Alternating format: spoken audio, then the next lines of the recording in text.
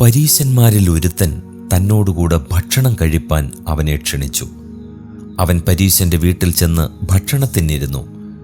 ആ പട്ടണത്തിൽ പാപിയായ ഒരു സ്ത്രീ അവൻ പരീശന്റെ വീട്ടിൽ ഭക്ഷണത്തിനിരിക്കുന്നത് അറിഞ്ഞ് ഒരു വെൺകൽ ഭരണി പരിമള തൈലം കൊണ്ടുവന്നു. പുറകിൽ അവൻ്റെ കാൽക്കൽ കരഞ്ഞുകൊണ്ട് നിന്നു.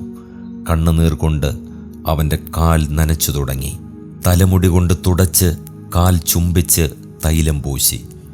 അവനെ ക്ഷണിച്ച പരീശൻ അത് കണ്ടിട്ട് ഇവൻ പ്രവാചകനായിരുന്നു എങ്കിൽ തന്നെ തൊടുന്ന സ്ത്രീ ആരെന്നും എങ്ങനെയുള്ളവളെന്നും അറിയുമായിരുന്നു. അവൾ പാപിയല്ലോ എന്നുള്ളിൽ പറഞ്ഞു. ശിമോനെ, നിന്നോട് ഒന്ന് പറവാനുണ്ട് എന്ന് യേശു പറഞ്ഞതിന്, ഗുരു, പറഞ്ഞാലും എന്നവൻ പറഞ്ഞു. കടം കൊടുക്കുന്ന ഒരുത്തന് 2 കടക്കാരുണ്ടായിരുന്നു. ഒരുത്തൻ 500 വെള്ളിക്കാശും മറ്റവൻ 50 വെള്ളിക്കാശും കൊടുപ്പാനുണ്ടായിരുന്നു. വീട്ടുവാൻ അവർക്ക് വകയില്ലായികയാൽ അവൻ ഇരുവർക്കും ഇളച്ചുകൊടുത്തു. എന്നാൽ അവരിൽ ആർ അവനെ അധികം സ്നേഹിക്കും? അധികം ഇളച്ചു കിട്ടിയവൻ എന്ന് ഞാൻ ഊഹിക്കുന്നു എന്ന് ശിമോൻ പറഞ്ഞു. അവനവനോട്, നീ വിധിച്ചത് ശരി എന്ന് പറഞ്ഞു. സ്ത്രീയുടെ നേരെ തിരിഞ്ഞ് ശിമോനോട് പറഞ്ഞത്, ഈ സ്ത്രീയെ കാണുന്നുവോ? ഞാൻ നിന്റെ വീട്ടിൽ വന്നു, നീ എൻ്റെ കാലിന് വെള്ളം തന്നില്ല.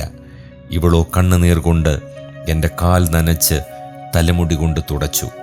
നീ എനിക്ക് ചുംബനം തന്നില്ല. ഇവളോ ഞാൻ അകത്തു വന്നതു മുതൽ ഇടവിടാതെ എൻ്റെ കാൽ ചുംബിച്ചു. നീ എൻ്റെ തലയിൽ തൈലം പൂശിയില്ല. ഇവളോ പരിമള തൈലം കൊണ്ട് എൻ്റെ കാൽ പൂശി. ആകയാൽ ഇവളുടെ അനേകമായ പാപങ്ങൾ മോചിച്ചിരിക്കുന്നു എന്ന് ഞാൻ നിന്നോട് പറയുന്നു. അവൾ വളരെ സ്നേഹിച്ചുവല്ലോ. അല്പം മോചിച്ചു കിട്ടിയവൻ അല്പം സ്നേഹിക്കുന്നു. പിന്നെ അവൻ അവളോട്, നിന്റെ പാപങ്ങൾ മോചിച്ചു തന്നിരിക്കുന്നു എന്ന് പറഞ്ഞു. അവനോടുകൂടെ പന്തിയിലിരുന്നവർ പാപമോചനവും കൊടുക്കുന്ന ഇവനാർ എന്ന് തമ്മിൽ പറഞ്ഞു തുടങ്ങി. അവനോ സ്ത്രീയോട്, നിന്റെ വിശ്വാസം നിന്നെ രക്ഷിച്ചിരിക്കുന്നു, സമാധാനത്തോടെ പോക എന്ന് പറഞ്ഞു.